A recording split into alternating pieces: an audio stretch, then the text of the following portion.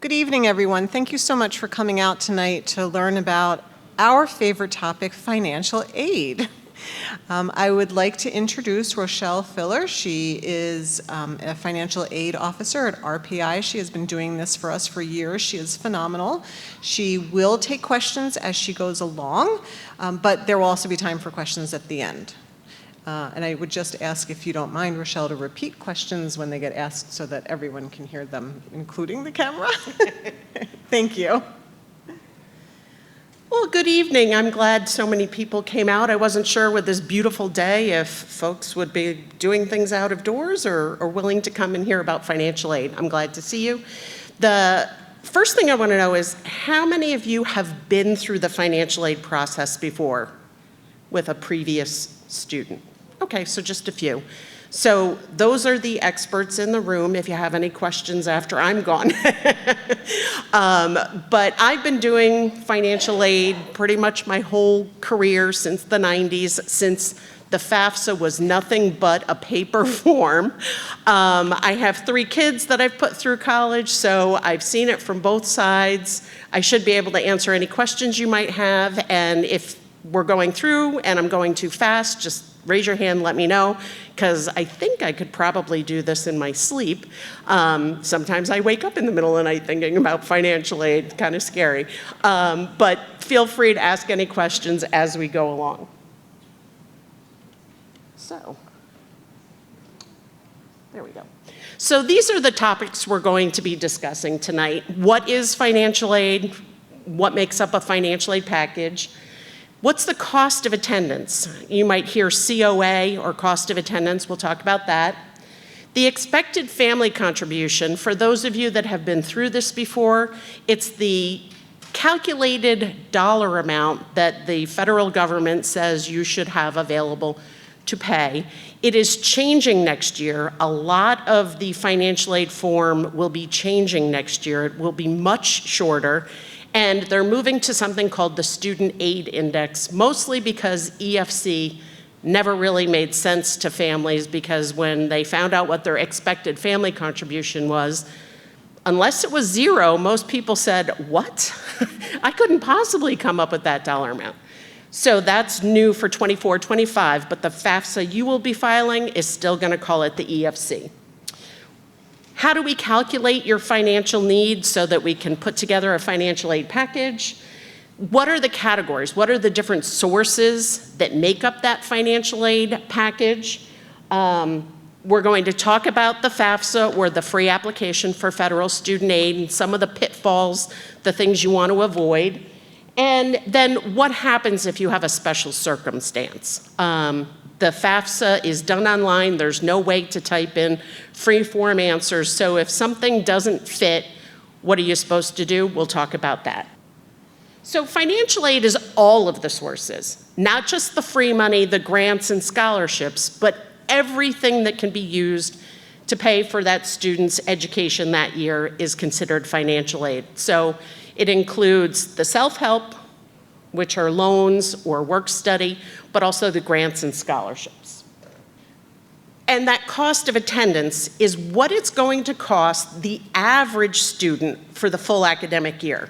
So it includes not only the tuition and mandatory fees, but also room and board. I know that's kind of an old term, and again, part of this whole FAFSA revamp is that schools are going to start calling it not room and board, but meals and housing, just things that make more sense in today's terminology. But it's living and eating is basically the room and board. Books and supplies. I know a lot of places are going away from books, and it's more online key codes so that you can get into the text online, but still there's a cost for that. So books and supplies. Transportation. Even if you're going to a school that's fairly close, there's usually transportation calculated in. You have to get to and from school at least a few times, even if you're living on campus. You know, you arrive in the fall, even if you don't go home for Thanksgiving, you come home for that winter break. So transportation is part of the cost of attendance. And then there's the miscellaneous and personal expenses. I like to say that's going out for a pizza every now and then, catching a movie, just the things that go along with, going to college and having some fun. So those are all of the components of the cost of attendance, and it can vary. Some of those are billable, like tuition and fees, and if you're living on campus, the room and board are all going to be billed by that college. But some of them are different for different students. Some students are very frugal and they, don't spend a lot, and then there's other students that need the newest book and they don't want, so it can vary from student to student, but the cost of attendance is the average for that institution. So what is that EFC, or the expected family contribution? As I said, it's what the federal government has calculated that they think, based on all of the information you report on the FAFSA, is what your family could contribute towards that year's education. It is annual. So you do have to file the FAFSA each and every year. And as I said, for the 24-25 academic year, it's not going to be called the expected family contribution, it's going to be called the Student Aid Index. And there are some key components that will be changing, so that dollar amount could change from this coming year to the following year. The most notable difference is that in that calculation, they're no longer going to count how many are in college. So currently with the EFC, there's a parent component and a student component. The parents component is divided by the number in college. So if you have 2 students living in your household that you're filling out FAFSAs for, on the 23-24 FAFSA, the parent contribution is going to be divided in half. If you had 3 students, it'd be divided into thirds. In the coming year for 24-25, they're removing that. So the parental contribution is going to be expected for each student. We haven't seen the formula just yet, but that is one of those things that could change pretty significantly if you have several students in college. So need is calculated by taking that cost of attendance, and it's going to vary widely depending on the institution. Currently at Rensselaer, the cost of attendance is $79,974, but at Hudson Valley, it's significantly less. At SUNY, it's a lot less. At other private schools, it might be less. We tend to be in the upper end, but there are also schools where they have a higher cost of attendance. So that's where the EFC is going to be the same regardless where you go. Whether it's a community college, a 4-year school, whether you're living on campus or commuting from home, the EFC calculation is going to be the same, but the need can be vastly different because that cost can be vastly different. So that's where you may get a financial aid package from one school where it offers you the need-based aid, and another school where there is no need-based aid, and it's because the cost could be very different. So these are the categories of financial aid. They fall into need-based and non-need-based. Most people consider that merit. So the need-based, you have to demonstrate financial need. So that's where taking the cost of attendance, subtracting the EFC, that gives you your need. The non-need-based are scholarships that could be based on the student's academic merit. It could be based, if it's a Division I school, it could be athletic aid.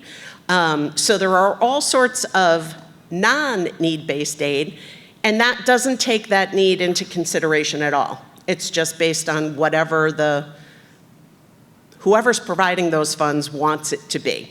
So schools will have sometimes need-based funding as well as merit funding, but altogether they go into the package. These are the different types of financial aid. So you can see the self-help is on one side and the gift aid is on the other. Self-help are those things where you're borrowing a loan or working, so you are invested in those sources of financial aid. The completely gift aid, again, could be need-based grants. Usually need-based is called grants, but it's not written in stone. And then the Merit-based are typically called scholarships, but again, they can be used interchangeably, but they're gift aid. You don't have to repay them, you don't have to work to earn them.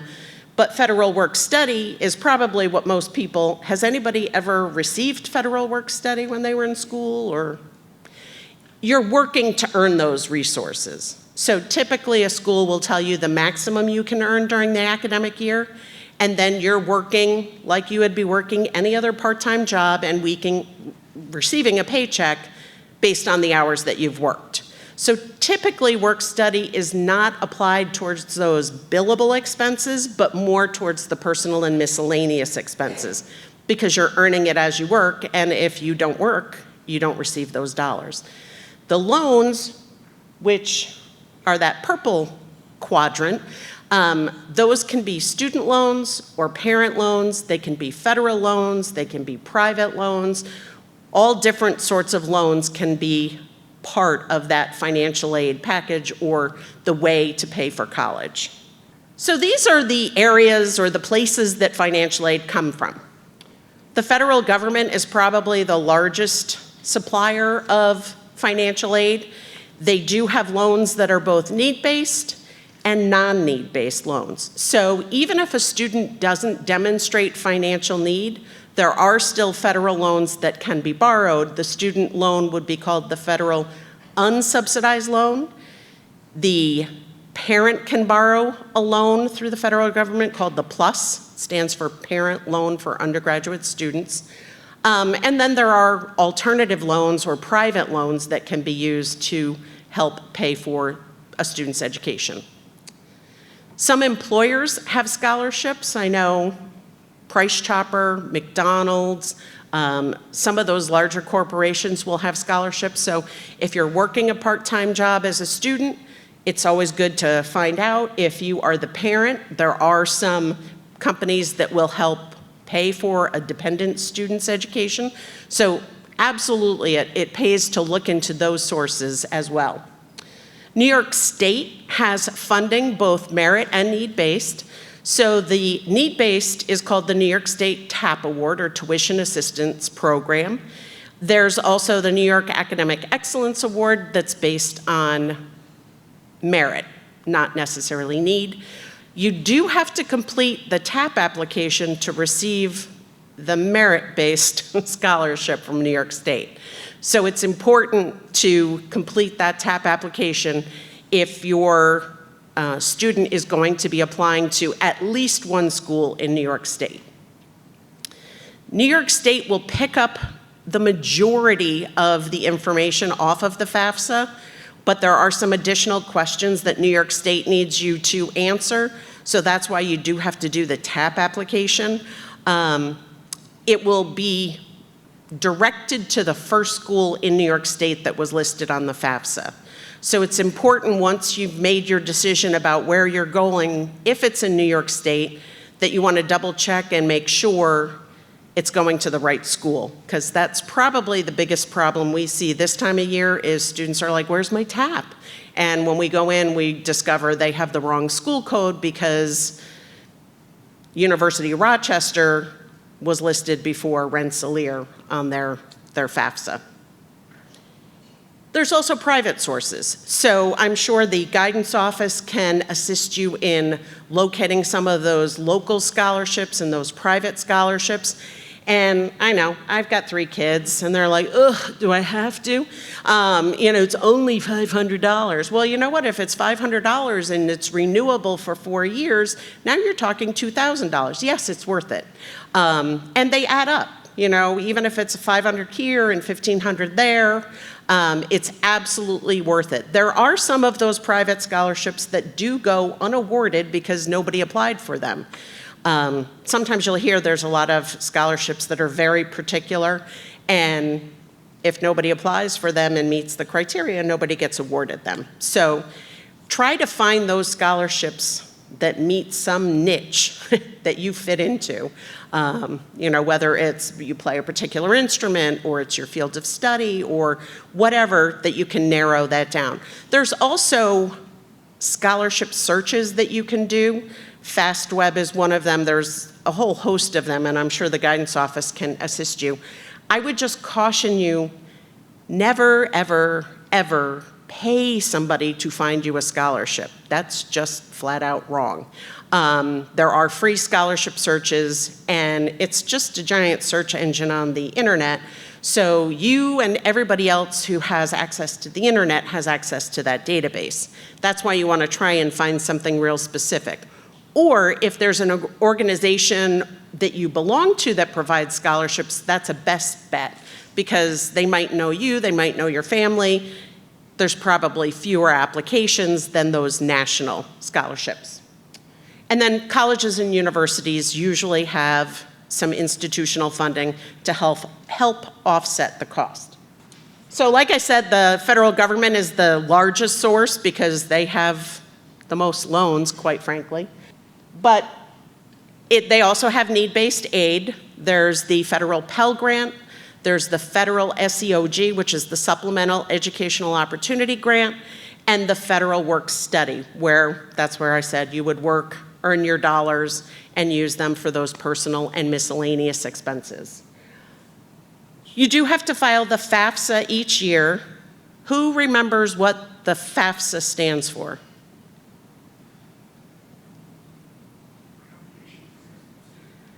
Free application for federal student aid. You have to file this form each year to be considered for any federal funding, even if that's just the Federal Plus loan or any of the federal student loans. So it is important that each and every year you file that FAFSA. So as I said, there's the federal Pell Grant, there's all of these are federal sources of aid. I kind of jumped ahead of myself. I knew what was coming. But those are all of the federal sources of financial aid, and you do have to complete the FAFSA to determine eligibility. Again, I kind of jumped ahead of myself, but on the New York State, you do have to be a New York State resident attending a school in New York State to benefit from the New York State grants and scholarships. The deadline, if you look at the TAP application, is June 30th of the end of the school. Do not wait until then. When you file the FAFSA, the New York State TAP application is available. At the end of your FAFSA, there's a little link that'll even take you out to the TAP application. So it's important to file that TAP application as soon as possible. Don't wait until the last possible minute. That's not good for anybody. So as I said, colleges and universities have both merit and need-based aid. Merit is usually looking at a holistic view of the student, so it could be not only grades, but also extracurricular activities. Sometimes the number of contacts you've had with that college can put you up a little bit higher in the merit dollars because they know you're more interested.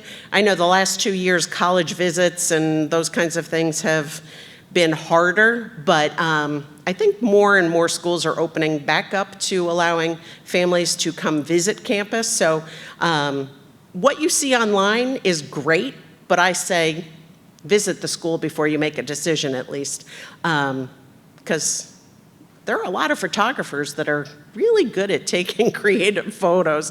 And when you get on campus, you get a much better feel for the campus culture and the student population that just can't be found in those videos and pictures online. Some private institutions, Rensselaer being one of them, also requires the CSS application. It's the College Scholarship Service Profile is what they call it.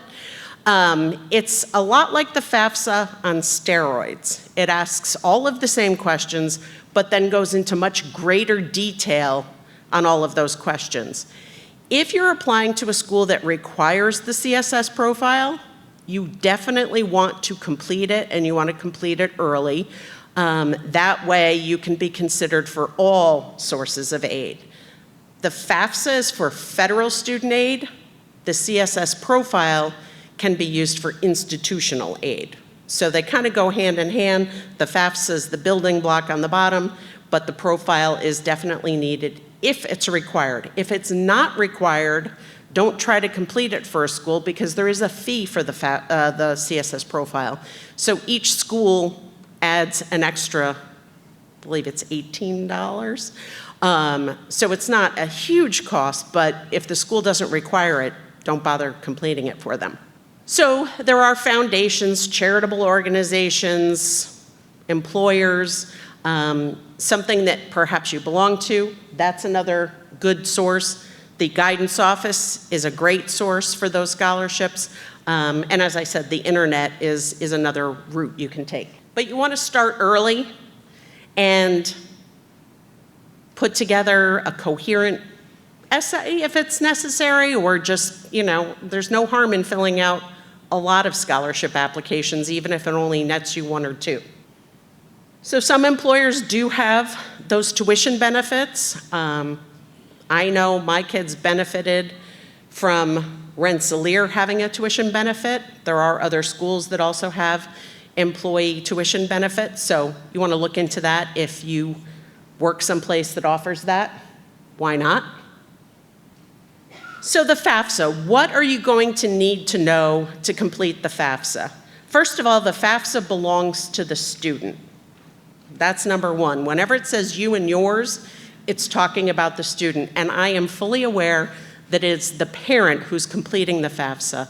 And I know that because I can't tell you how many FAFSAs I see where the parent put in all of the information in the student section and then got to the parent section. I was like, oh, I already did this, but I'm going to put in the parent information again, and so it's in both places. So you want to make sure you're putting student information in the student section and parent information in the parent section.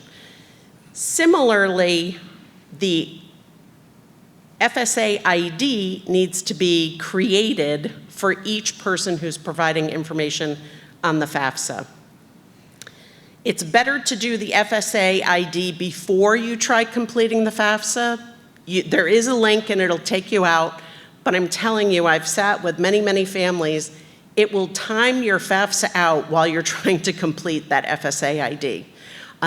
It asks a lot of information. It has 5 different secret questions that you have to make up. So do the FSA ID one day, and then do the FAFSA the next day.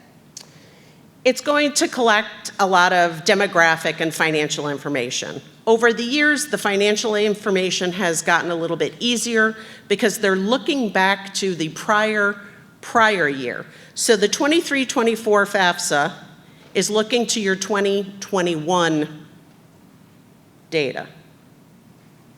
Does that make sense? So not the prior year, but the prior year. The tax return you've already completed. By now, most people have completed their 2021 tax return. Yes?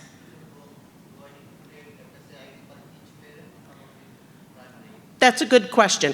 Does each parent need to complete the FSA ID? Not necessary, but each parent can complete their own FSA ID. It only requires one parent's signature, which the FSA ID is the way to sign the application. So you can have both parents complete and have an FSA ID, but only one parent is going to be required to provide it on the FAFSA. That's a good question.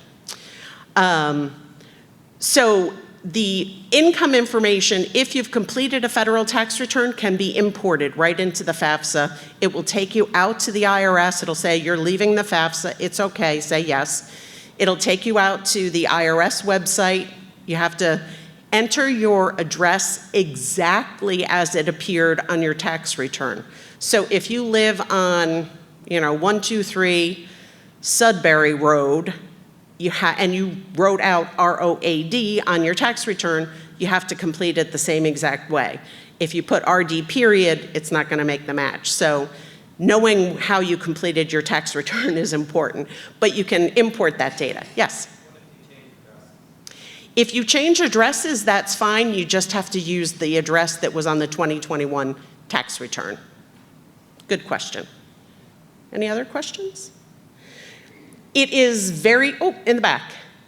So for next year going to college, you need the 2021 tax return that you would have filed this year, right? Right, so you would have filed the 2021 tax return last April.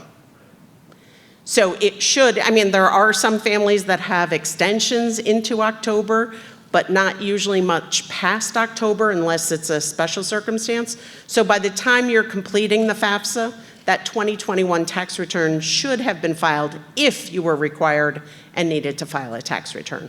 But only 2021, not 2022, not any before. Correct. The FAFSA for 23-24 is going to look back to the 2021 tax year. That's where if there's been a big change, that's a special circumstance, and we'll get to that in a little bit. I know there are some families where their income goes up and it goes down. It's looking specifically at one tax year each year on the FAFSA. Yes? I know in November you're having a class for people who come in and they need help with the FAFSA. Can we start filling it out now and then get out of it and it'll just save what we have and then come to the class and make sure we have everything right before we submit it? That's an excellent question. She was asking, since there's going to be a FAFSA filing workshop in November, I think I'm going to be back helping. Can you start the FAFSA and kind of put it on hold and then come back? Absolutely. You can go into the FAFSA and you might find, a lot of families find it's easier to complete than they thought. And a lot of that has been helped with doing it online, that it asks you the questions, it tells you where to get the information. There's a little circle with a question mark if you have questions, but you can save the FAFSA as you go along and come back to it. So, you know, if you're filling it out and you're stuck on a question, by all means, you can save it and wait. If you get all the way through, great, then you don't have to come. I don't know if your lab accommodates everybody who wants to be here, but I know some high schools have more families trying to complete the FAFSA than there are folks trying to help out. So if you're able to do it on your own, great. Unless you have a lot of unusual family dynamics or unusual income situations where you couldn't file your tax return, most families can complete the FAFSA on their own. It's pretty straightforward.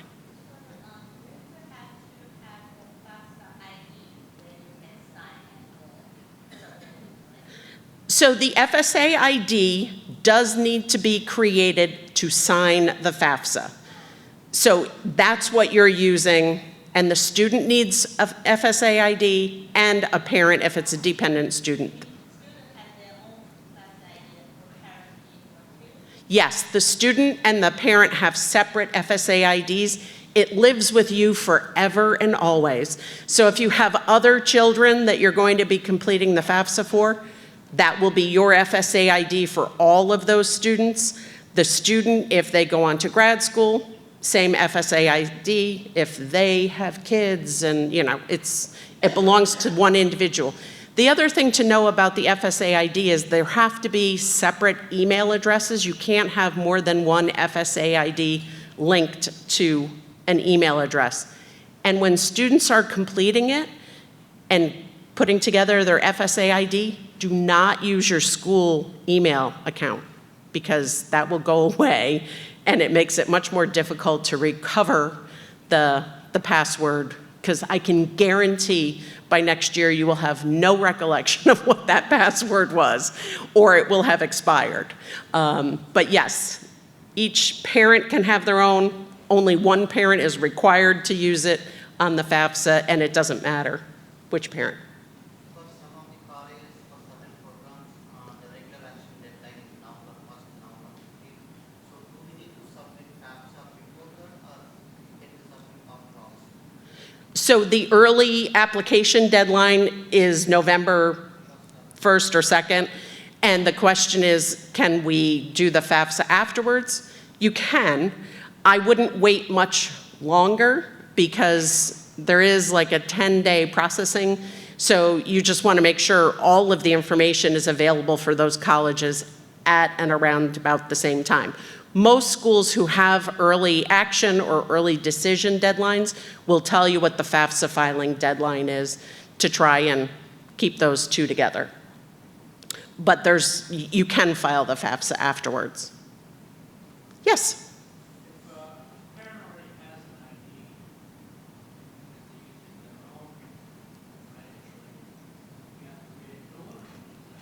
The question is, if the parent already has an FSA ID because either they went to school or they had an older child that they used it for, that's your FSA ID forever and always, and you would use the same FSA ID. If you can't remember your password or you can't remember what email hopefully you put some phone number or email address that you still have access to reset that password.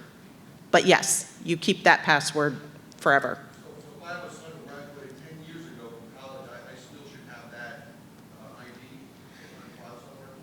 10 years ago, probably. I can't remember the first year the FSA ID. Like, I had to have it for my son who's been out of college for 5 years now. So If I was to create a new one, that's okay. if you try to create a new one, it's going to say you already have one. Okay. It's linked to your social security number. So basically, if you created one before, you have one, and you just need to recover the password. Yes? I'm just, this is correct. So you have to get an ID and your son, or your child.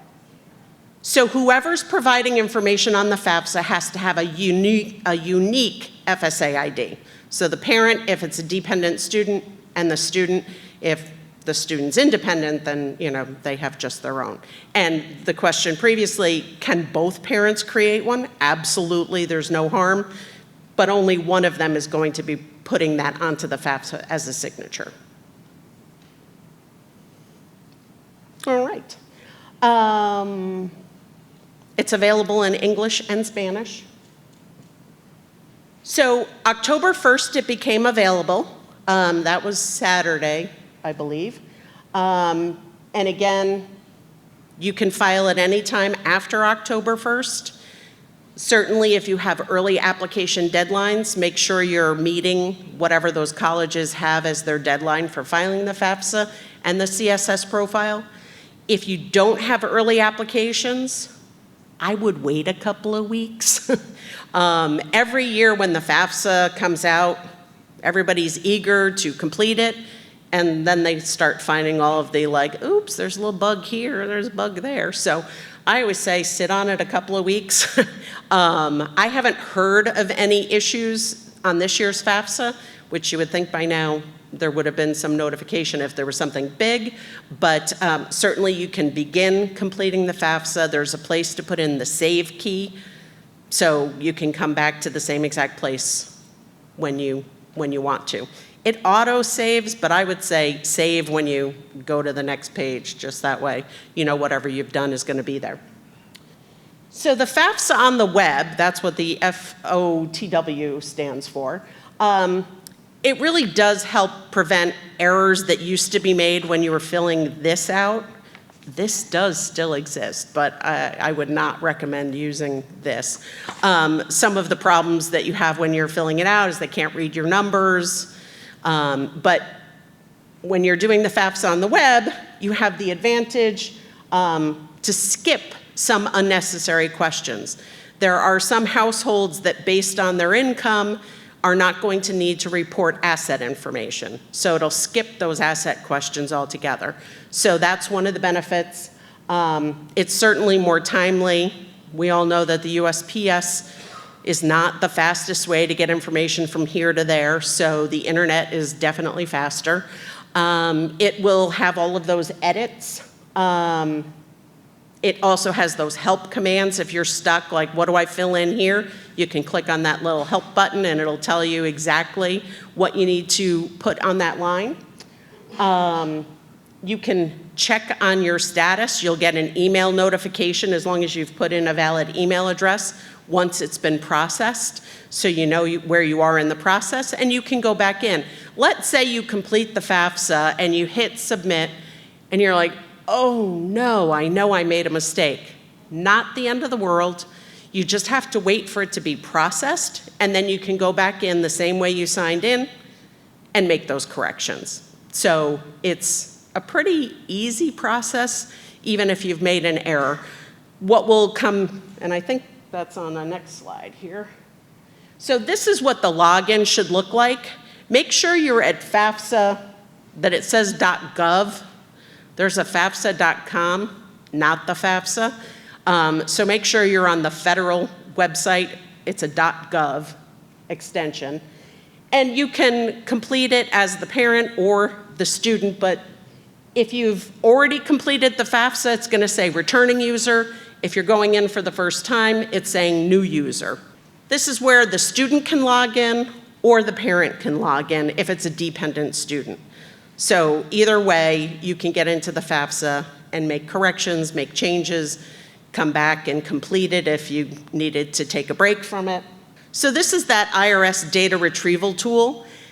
Not only does it make the information more accurate, it also makes the information less likely to be selected for something called verification. So if you are data entering your income information, there's a greater chance that randomly that FAFSA will get selected for verification, and then you'll have to provide the schools copies of your actual tax returns or your tax return transcript. For the last couple of years, there's been a pause on the verification process.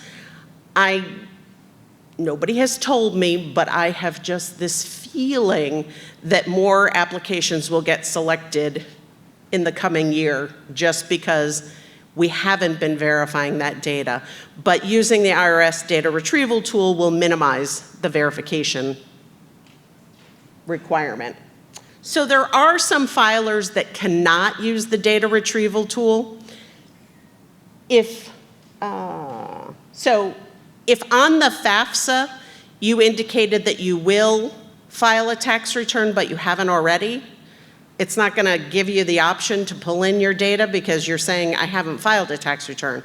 Remember, this is your 2021 tax return. So most people should have completed it if they file a tax return. So if you said, yes, I filed a tax return, it brings you to the next. If your marriage date is after January 1st of 2021, so you filed as a single or head of household and then you got married, you can't use the data retrieval tool because now your household size is different. If the first 3 digits of your Social Security number are 666, it's more likely the taxpayer identification number, not a Social Security number. You can't use the data retrieval. If you didn't file a US tax return, I know there's some families that work overseas and they file overseas tax returns, can't use it. If you are married but you filed separately, you can't use it. So these are the reasons you might not be brought to that. Do you want to retrieve this data using the data retrieval? So this is the FSA ID. That's where you can begin the process. As I said, it would be most beneficial to get that out of the way before you start the FAFSA. It takes a while to complete it just because you have to come up with questions.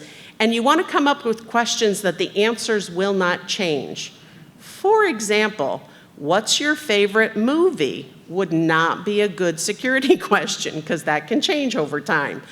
But what street did you grow up on, or what was your pet's first name, your first pet's name, or what's your youngest sibling's name? Those things that aren't going to change are better questions. So as I said, it's going to ask for the student's Social Security number. Getting that right from the beginning is critical. It is extremely difficult to change the Social Security number if you mistyped it. So I would check it, double check it, have somebody else come in, check it.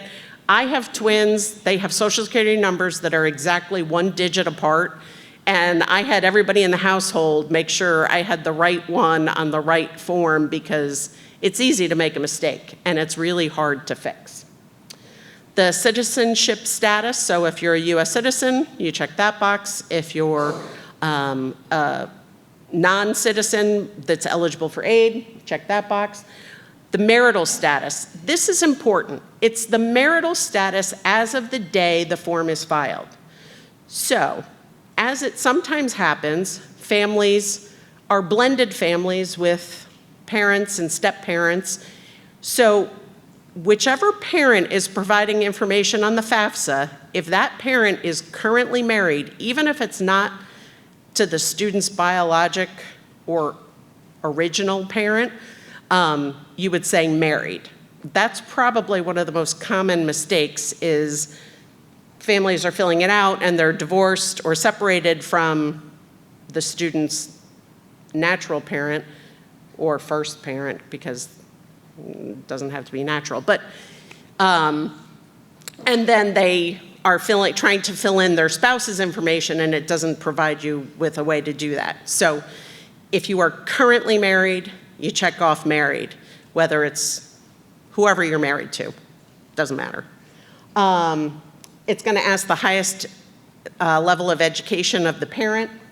So there are 10 questions that are asked that determine whether or not a student is dependent or independent. If you can answer yes to any one of those questions, the student is independent. The questions are you married? Again, they're talking about the student. Do you have dependents other than a spouse? Are you a veteran of the U.S. Armed Forces? It goes on, but there's 10 questions like that. I'm suspecting that the parents in the room are going to be filing the FAFSA for their dependent students. But if you can answer yes to any of those questions, if you're over 24, you're automatically independent. So if you answer no to all of those questions, it does require parental information, and the parental information should be from the household in which the student lived most in the last 12 months. Not necessarily the parent they like the best or the parent who gives them the most emotional support, but whoever they lived with most in the last 12 months. So it's going to ask all that tax information, other financial information about assets. It is not going to ask about the value of the house that is your primary residence. So that's not asked on the FAFSA. It is a question on the CSS profile. So for federal student aid, the value and the debt against the home in which you live is not counted, but on the profile it is. Assets, untaxed income, you know, if you're receiving funds that are not reported on your tax return, that falls into the untaxed income. The same exact information is going to be asked about the student. If the student did not and was not required to file a tax return, you just check that box and then you can, put in 0 for the adjusted gross income. The FAFSA will have a place for up to 10 colleges for you to list on that form. Those are the colleges that will receive the information. If you are applying or your student is applying to more than 10 colleges, you have to file the FAFSA, let it be processed, and then change some of the school codes to add the additional colleges. You can't have more than 10 on the FAFSA at any one time. If you do that, the college still has that information, so it's not a problem, but you do have to replace one college with another if you're applying to more than 10 schools. But you want to let it be processed before you go in and make those changes. It's going to ask where you plan to live for each of those colleges. So if you're applying to Hudson Valley and you're going to commute, you'd say living at home. If you're applying to SUNY Oswego and you're going to be living there because it's not commutable from here, you would say, living on campus, and so on and so forth. So each school you provide where you expect to be living if you go there. As I said, it requires the student signature. Yep. The question is, does it matter what order you put the schools? It really doesn't. Schools can't. There was a time where schools could see the order that you listed them, and there was this misnomer that, if you were listed 4th, you weren't as important as if you were listed 1st. So now they don't even let us see that. So it really doesn't matter. The only time the order matters is whatever school's listed in New York State first is who's going to get the TAP information. If you end up not going to a school in New York State, it just doesn't matter. But if you apply to 6 schools and they're all in New York State and you don't go to the one that was listed first on your FAFSA, you're going to want to go into New York State Higher Education Services Corporation and change the school code. Not a problem, but just something that you have to be aware of. So that's the New York State Tuition Assistance Program that's available for New York State residents who go to a school in New York State if they qualify based on the New York net taxable income.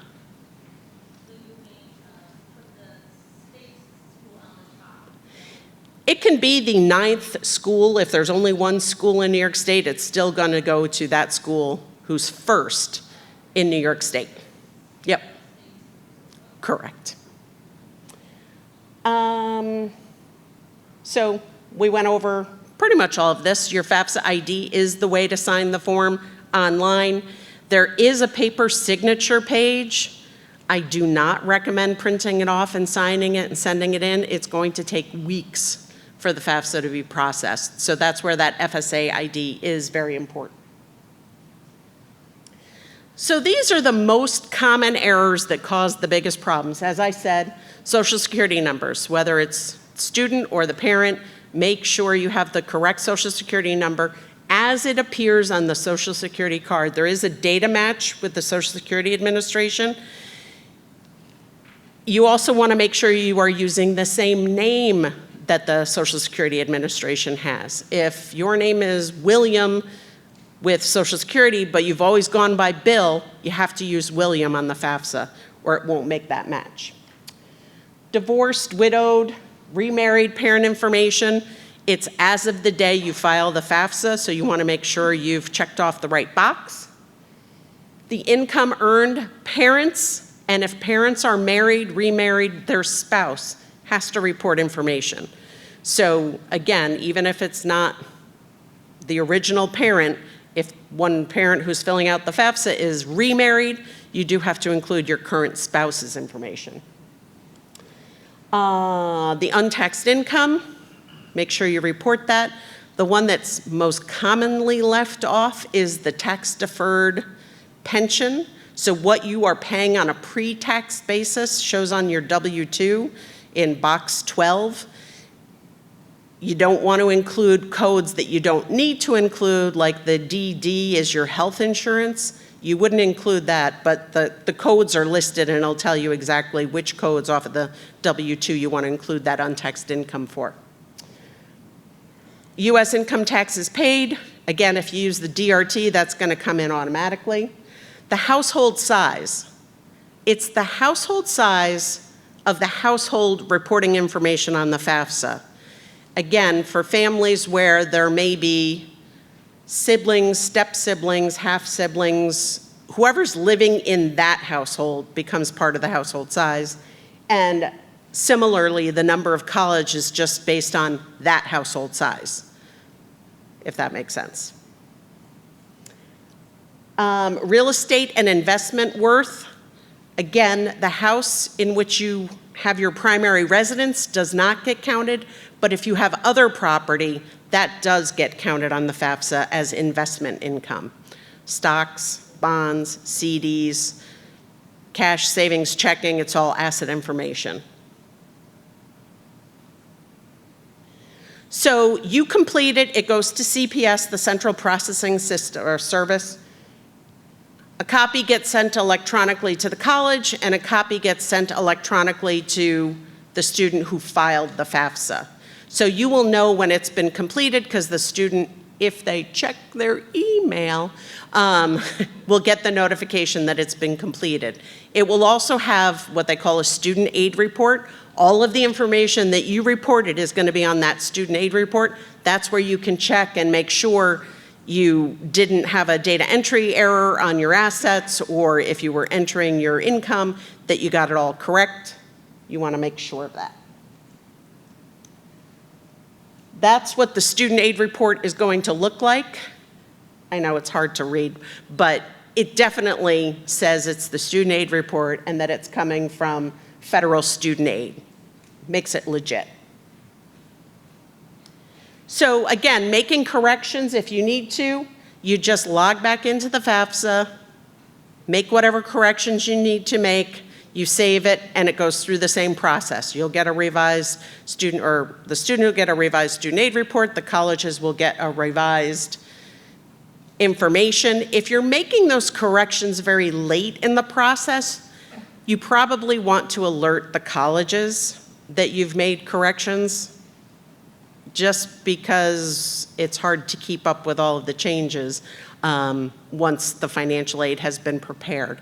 So if it's real close to or after you've received your financial aid award and you've made any changes, definitely contact the college. So special circumstances. Not everybody fits into the little bubbles on a box. We know that, you know that. If there's something you want the college to know, you need to send that notification to each and every school individually. There is no way to send it off with the FAFSA, or the CSS profile has like a little blurb that you can put in special circumstances, but you should still send all of the supporting documentation to the school. The colleges will review it. They can make a judgment call on whether or not they want to use whatever information you've sent. And then if there's any changes to the FAFSA, the schools will make it. So these are some of the things that fall under special circumstances that colleges and universities might take into consideration. Unusual medical or dental expenses, it usually has to be more than 10% of your adjusted gross income. If there was a death of a parent or, God forbid, somebody else in the family who was part of the household size, you'd want to let them know. Loss of employment, I know that's been a big one, because again, this is going back to 2021. So if you've had a big change in employment, you want to let them know. If there was a divorce or a separation, that's a special circumstance. Most dependent students don't have extraordinary dependent expenses. That's more for independent students who have kids of their own. Secondary school tuition, that's again something that a school can take into consideration if you have another child in private education. That, my friends, is the FAFSA in a nutshell. If you have any questions, I'm more than happy to answer them. Yes? If after the FAFSA is filed, my son decides to apply to another college, how do I get that? So the question is, we filed the FAFSA and now my son, daughter decides to apply to another school. You just go back into the FAFSA, and if there's room, you add that school. If there were already 10, you have to replace one with that new school. Yes? How long does it take to fill out How long does it take to complete the FAFSA? Honestly, if you have all of your information gathered together, if you've completed the FSA IDs, even if you're using the data retrieval, you're still going to need your tax returns, because you're going to need the W-2s to know whose income was whose. Through the data retrieval, they don't have a mechanism to know who had which of the wages. So you do still need to have your tax return. And again, you want to make sure you have the address as it was on that tax return. So if you have all of that information, you've pulled together your bank accounts and that information, really, a half hour? If you don't have that information and you have to go down to the basement to a filing cabinet that you keep your tax returns in, or you have to log into your bank account to know, roughly what you have in cash savings and checking, it can take longer. But honestly, it's not as horrible as families may have led you to believe if you have the information ahead of time. I believe this is being recorded and it's going to be posted on the website. Okay, the slideshow's already there. It came before me. Yes? taking into consideration retirement accounts? Good question. So what you have held in your retirement accounts is not included on the FAFSA. It is on the CSS profile. But what you contribute on a pre-tax basis is reported as untaxed income. So if you have $100,000 in your IRA or some other retirement account, you don't report that. But if you contribute $3,000 on an annual basis, you do report that $3,000 as untaxed income. Yes? So, I've been into defense for this weekend to fill it out, and it was a lot easier than I thought, so. Yay! It wasn't bad at all. So I completed it, but my son is the one who got the information in his email. I Correct. didn't get any. Correct. Okay. So I didn't mess that up? Nope. Because I thought it was odd that he got all of the financial information, but I didn't. It is odd because parents are the ones completing it, but if you remember, I said at the very beginning, it is the student's FAFSA, and what he got was the student aid report. It is just the beginning of letting go of your children and helping them to become adults. Again, I have 3 kids, 2 boys and a girl. My daughter would sit with me and she wanted to know and everything, and my sons were like, whatever. Couldn't care less, wouldn't tell me that they got the SAR, the student aid report. So it is important, and this is where I'm going to take off my financial aid hat and just put on my mom hat or my, just administrator of a college.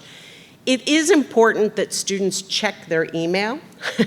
A lot of really important information is sent electronically now, and if you're not checking your email, you could be missing out on deadlines or information or not sending in information that's been requested. It is the student's financial aid. It is also the student's bill. Do I think they're paying it? No. But are they the ones responsible for it? Yes. So it's starting to turn everything over to the student. Once students are on campus, even though you may have completed the FAFSA, you're not going to get information about the students' grades. You're not going to know if they're going to class. It's really the beginning of them becoming independent adults. But it is the students' FAFSA and it's their student aid report. Now, that doesn't say you can't tell them that they have to share that with you. I did. I'm like, I need to see it to make sure the information's correct. Similarly, again, taking off my financial aid hat, the bill is going to go to the student. So make sure your students, once they've decided where they're going, are checking to make sure most bills come out in like July and are due sometime in August. So if you haven't heard anything about a bill, guess what? You're not going for free. You want to make sure you find where that bill went and get on top of it. Even if the financial aid is covering the bill, just to make sure you see it and you know it's been taken care of. Yes? So just to clarify, the parents are filling it out, and they need that ID, but the kids need an ID too, right? Correct. Yep, so each student, and it has to have separate email addresses. So even if you have like a family email, only one person can use that email address. And students should create an email that will stay with them all through college. Yes? So just to make clear, TAP is applicable to the New York State TAP can be used if you qualify in any school in New York State if you're a New York State resident. The New York State scholarships, the academic excellence scholarships, can be used in New York State regardless of need. But you do still have to complete the TAP application. I know, it's crazy.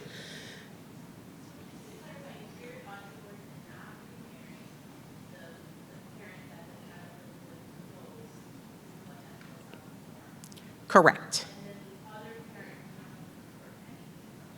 Not on the FAFSA now. For the 24-25 FAFSA, that will be changing. It's my understanding it's going to be moving to the parent who makes the most, even if it's not the where the student lives. So that's another big change that's coming in 24-25. But for 23-24, it's whoever, and I know I've had families say, well, we split it evenly. There's 365 days in the year, so technically they live with one more than the other. I'm not counting the days. I'm not at your house. You know, you have to make that judgment call on who the student lives with most. The CSS profile, depending on the school, may ask about the non-custodial parent information. Some schools ask a lot of questions. The profile may not be the same. Like if your child has a really good friend who's applying to schools that require the CSS profile and so does your son or daughter, they may not be the same because different schools can ask different questions because it's for their money. So some schools will ask about the non-custodial parent. There's one question that's on all CSS profiles that says, you know, what's the non-custodial parent willing to contribute? And then you put in that dollar amount. But some will ask more detailed information about the non-custodial parent. Yes? Is there a cap, income cap on a W-2? Essentially, you know, say $400,000, would say, hey, no, sorry, you make too much, don't bother. There is no income cap. I can tell you pretty assuredly if the income is over $400,000, there's not going to be any need-based aid, not even at Rensselaer, unless you have, I don't know, a whole gaggle of kids in school at the same time, and you know, because then it's divided by the number in college.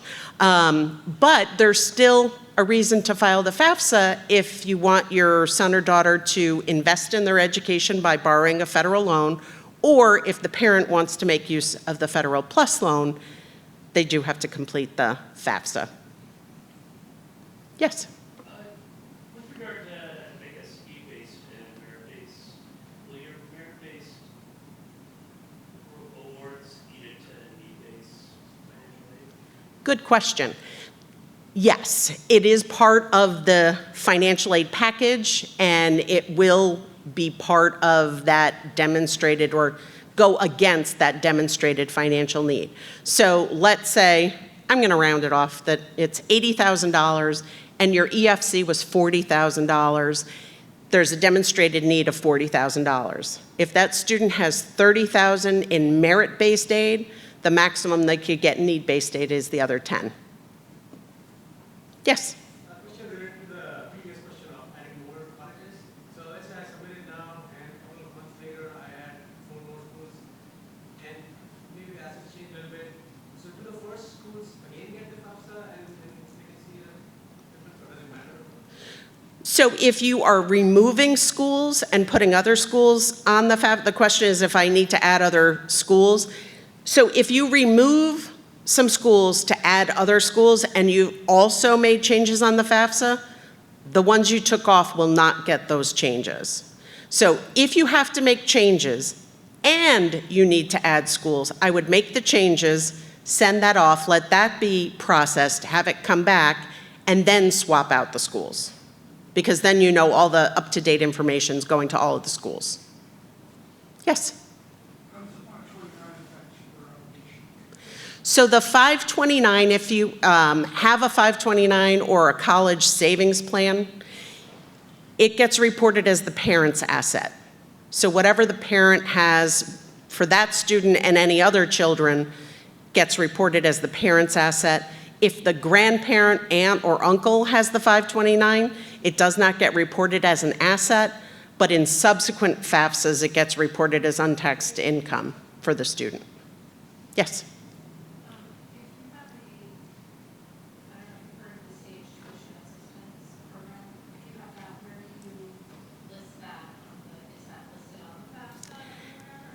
It's not listed. The question was if you have a SAGE tuition savings account, where does that get listed? So whatever's in the account is listed as an asset, and then the schools get that information in determining how to incorporate that into the financial aid award.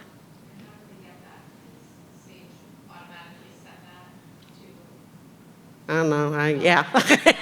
I know, I can see it. But yes, I believe they send that to any of the schools. Yes? I would, to reiterate, if you have a special circumstance, that does not go on the FAFSA? Correct. So any special circumstance, anything that you would need to write out or make a phone call or send an email, you need to send that directly to the colleges and to each of the colleges. I would recommend if you're sending an email, make it generic. We frequently get letters that are like, my child really wants to go to RIT, and you're like, this is our PI. But I get it, you're using the same letter.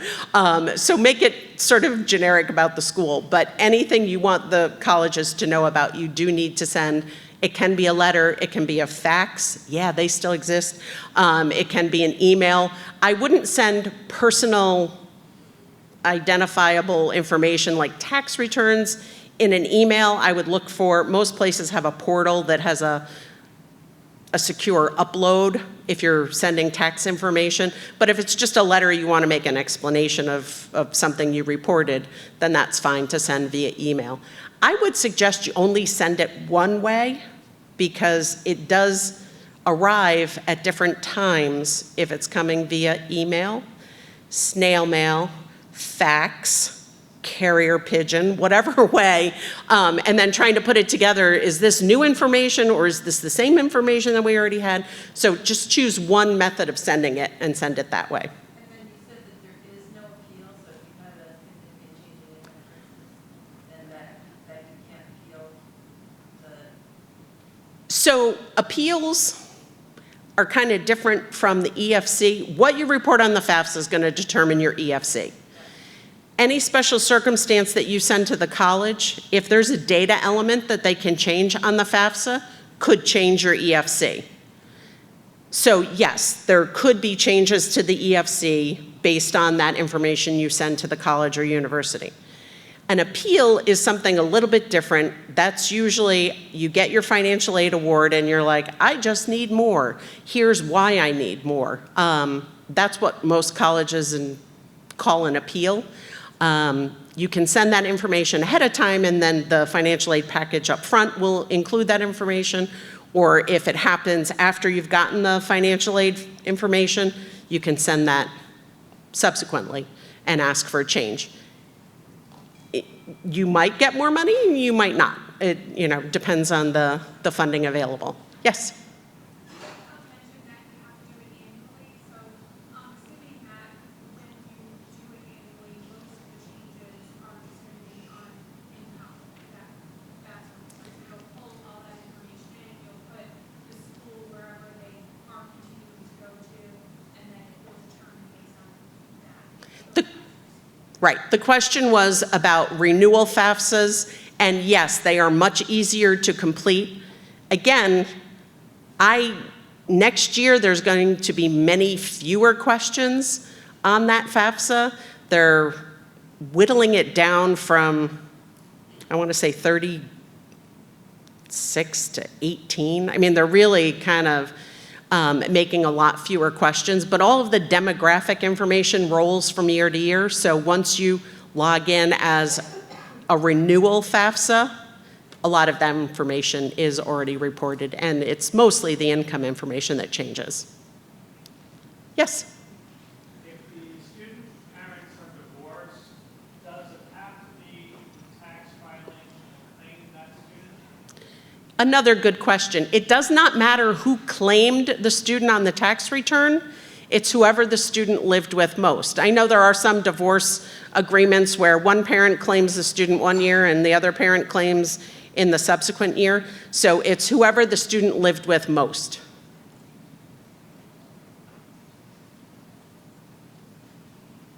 Yes? CSS profile needs to be created for each college separately, or is it a common? So the CSS profile, which goes through the College Scholarship Service, does have a fee for each school, but you pay it at once. So if you're sending it to 3 schools, you'd make the one-time payment. If you need to add schools, then you'd have to pay that separately.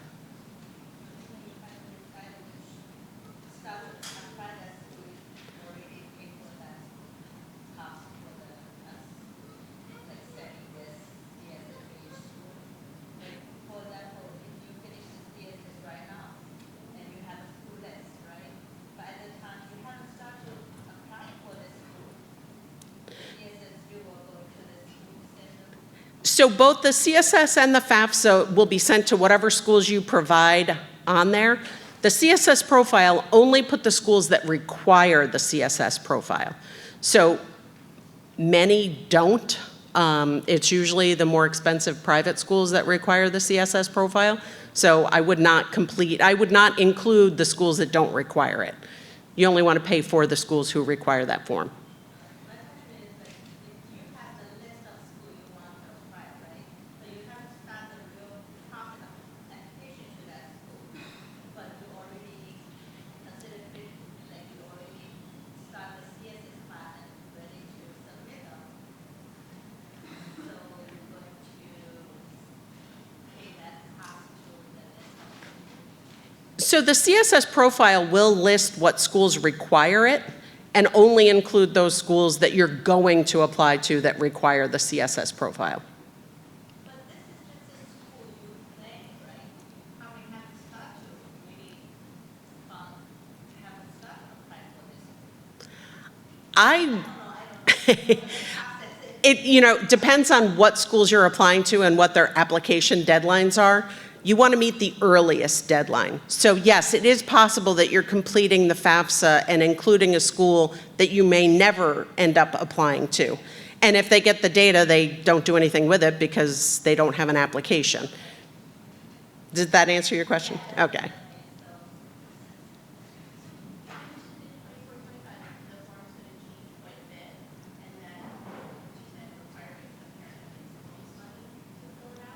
That.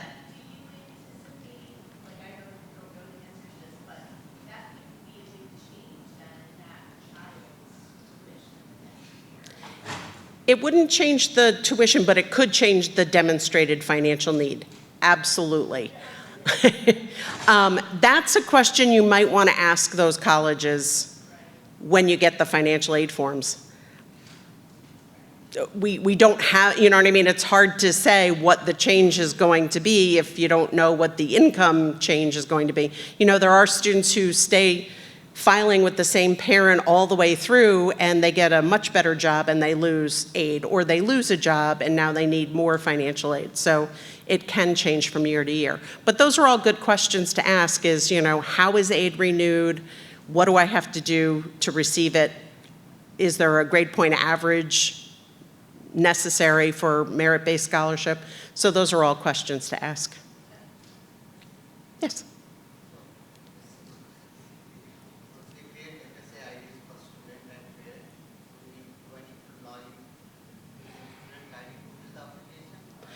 You can log into the FAFSA using your FSA ID. You would click that you're the parent.